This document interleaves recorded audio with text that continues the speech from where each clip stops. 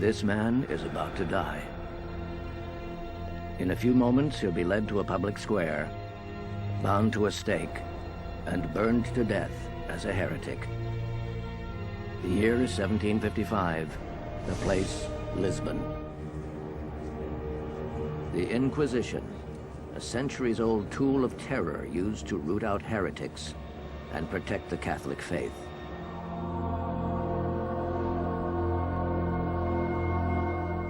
This is a trial document of a man named Jacques Viegas. He was a 20-year-old bachelor, he was a slave, and he was accused of witchcraft and sorcery. And as part of the evidence against him, they've included this little tiny sack that includes so-called demonic seeds.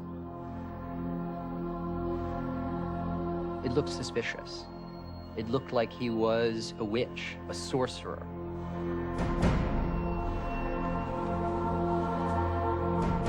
Others were accused of performing satanic rites, for selling their souls to the devil and celebrating the Black Mass. Not one of them could expect mercy from the Grand Inquisitor. Declaração o réu Antônio José da Silva por convicto negativo. The prisoner was convicted negatively of the crime of heresy. And then he was sentenced to excommunication. After this, he was given over to the secular authorities who condemned him to death. The entire populace would come out into the city to see the condemned processed through the streets and then killed in the Rocio. Large stakes would be planted into the ground, and on top, the condemned would be tied to that stake, and a large bonfire would be started underneath them.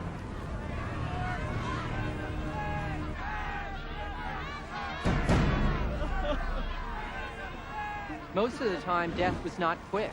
If there was a stiff wind like there is today, it would take sometimes hours for the condemned to be burned at the stake. Writhing there in front of thousands, the king, the queen, men, women, and children, bishops, all of Portuguese society would see them suffer.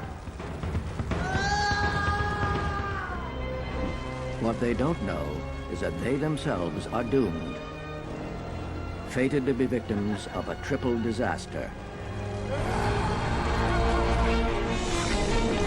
Earthquake, tsunami, firestorm. A catastrophe of biblical proportions that will bring an empire to its knees and shake the foundations of belief in God. This is the story of one of history's perfect storms. É o Dia das Bruxas. Ciganos e artistas abundam na cidade. Portugal pode ser um país profundamente católico, mas no dia seguinte terão tempo suficiente para ir à igreja e para as devoções religiosas. No topo está o seu secretário de Estado, o Marquês de Pombal, um produto do iluminismo. O seu rival é o padre jesuíta Malagrida, um inimigo do progresso. Quanto menos as pessoas soubessem, mais poder a igreja teria. Na cidade, as igrejas estão a abarrotar. A população de Lisboa é conhecida pela sua devoção e superstição.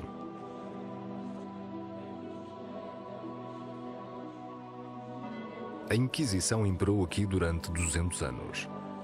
Nesse dia, vai haver uma atração especial, um auto de fé, onde são queimados hereges. É o final perfeito para o dia de Todos os Santos. A Inquisição mostra como Deus pune os infiéis.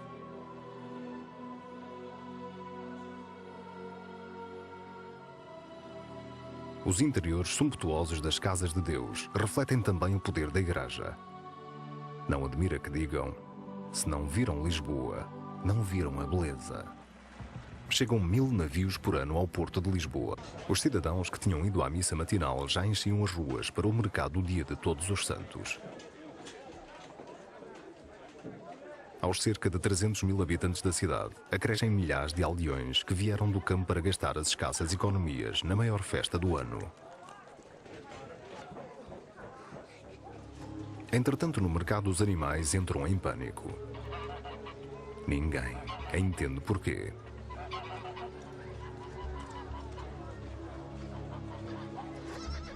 E em Belém, a harmonia do piquenique é subitamente perturbada.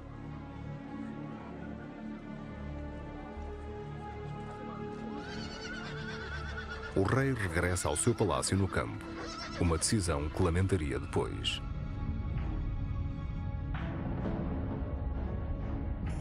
Na cidade, as casas começam a abanar.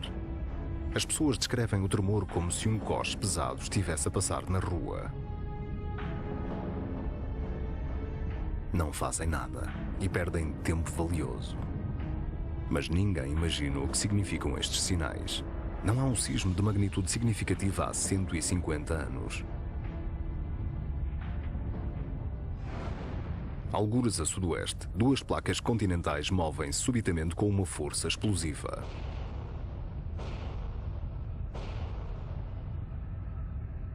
No espaço de 2 minutos, as ondas de choque atingem a capital. Às 9h40 da manhã, todos os sinos das igrejas na cidade começam a tocar, sozinhos.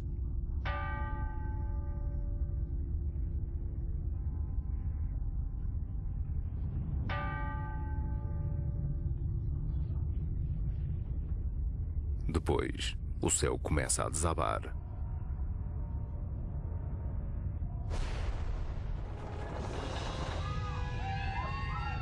As ruas já não são seguras, pois caem paredes para as ruelas estreitas.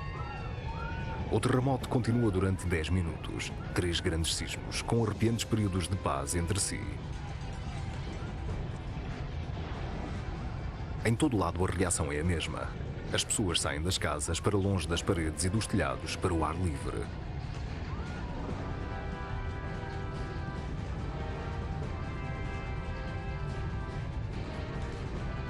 O terremoto destruirá 3/4 dos edifícios da cidade, 17.000 habitações.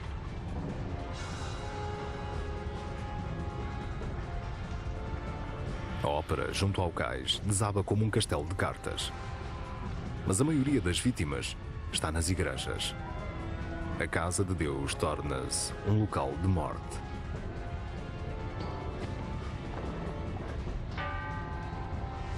O sismo é sentido em 2 continentes, registado em mais de 10 milhões de quilómetros quadrados na Europa e no norte da África.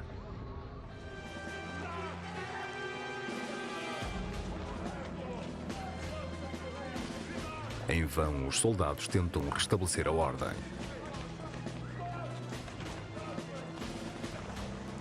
Mas milhares de pessoas forçam a passagem para o porto e para o Palácio Real. Nessa zona há muitos espaços abertos e podem esperar que o terremoto acabe.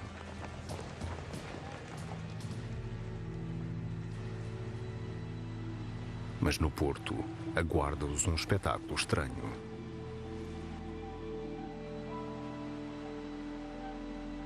Parecia que a maré se tinha ido embora e não ia voltar. Como se a água estivesse a fugir da catástrofe para dar espaço aos cidadãos em desespero.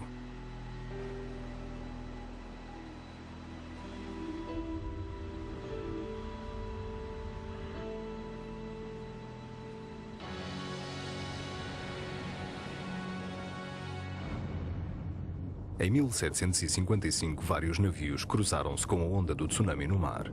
Segundo os marinheiros, os barcos oscilaram como se tivessem encalhado. Houve um estrondo, como uma tempestade a avizinhar-se.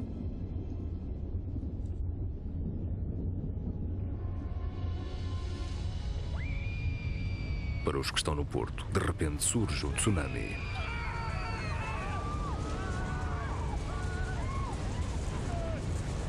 Estes são os malfadados, os desafortunados, apanhados entre a cidade em ruínas e o mar enfurecido.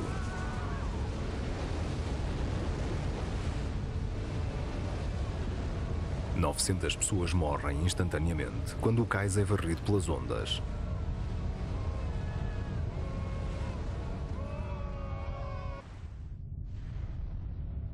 Três ondas de tsunami sucessivas matam milhares na costa da Europa e no norte da África. Chegam a atingir a distante Escandinávia e a vibração é sentida ao longo do Atlântico, no Novo Mundo. Mas Lisboa é a mais afetada. Os artistas não tardaram a imaginar o horror da catástrofe.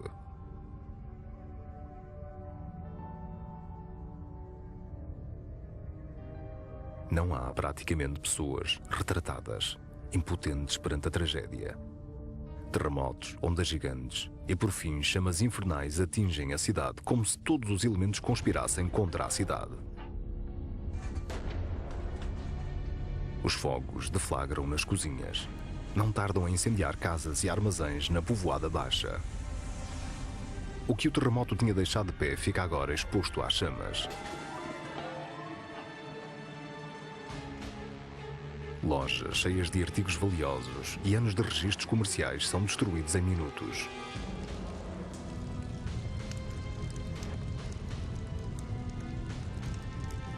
Não adianta tentar apagar os incêndios, pois os ventos fortes alimentam o inferno.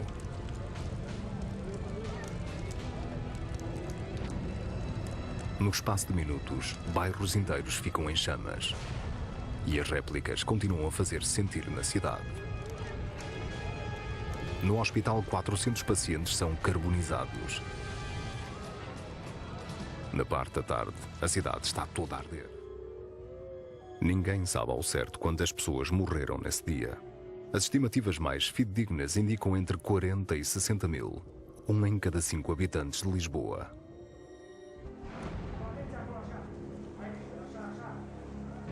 Em Lisboa, um homem assegura que a cidade não mergulha no caos.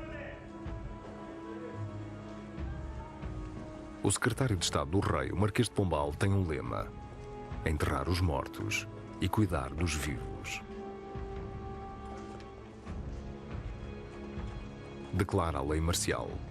Os saqueadores e os ladrões são executados de imediato.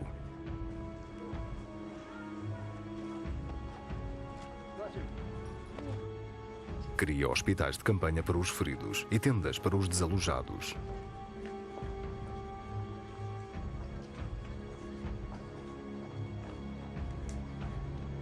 Recebe permissão da Igreja para enterrar os mortos de imediato em valas comuns. Algo insólito num país católico, mas essencial para evitar epidemias. O Marquês de Pombal está em toda a parte, mas do rei ninguém sabe.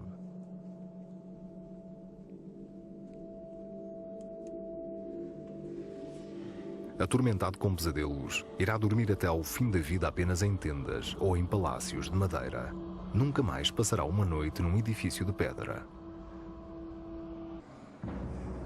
Dentro da cidade, padres fanáticos, liderados pelo jesuíta Malagrida, declaram que o sismo foi sinal da ira de Deus. Prevêem o fim do mundo iminente. As chamas que vêem e que queimam os vossos tesouros não se devem a cometas, nem a estrelas, nem a fenómenos naturais, mas sim aos vossos pecados abomináveis. O que eu digo. As réplicas continuam e os focos de incêndio ardem durante 3 dias. Procissões religiosas abrem caminho pelos escombros. Todos, católicos ou protestantes, são obrigados a beijar os santos e os relicários, senão são punidos. O Marquês de Pombal nunca perdoará aos jesuítas pelos seus atos no pior momento de Lisboa. O Marquês de Pombal manda os soldados limpar os escombros. Todos os cidadãos aptos devem ajudar também. Ninguém pode sair da cidade. Ao contrário dos padres, o Marquês de Pombal tem a certeza de que o terremoto não foi sinal da fúria de Deus, mas sim um fenómeno natural. E a sua reação é igualmente racional. Vale ao mundo pensante. Há um debate aceso sobre o significado do terremoto. Será um sinal da fúria de Deus ou obra da natureza? Pela primeira vez, a ciência domina o debate. O Marquês de Pombal realiza inúmeras experiências em maquetas de edifícios. Mas o maior triunfo do Marquês de Pombal é a expulsão dos jesuítas.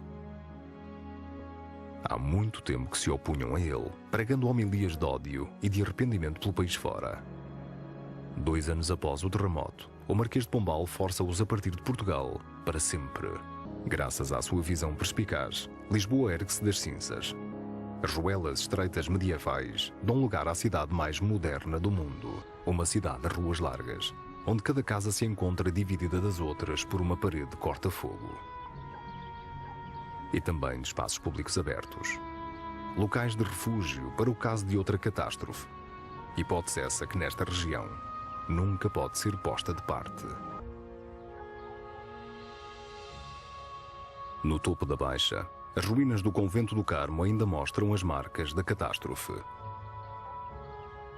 Na manhã de 1 de novembro de 1755, centenas de pessoas morreram aqui quando o teto desabou.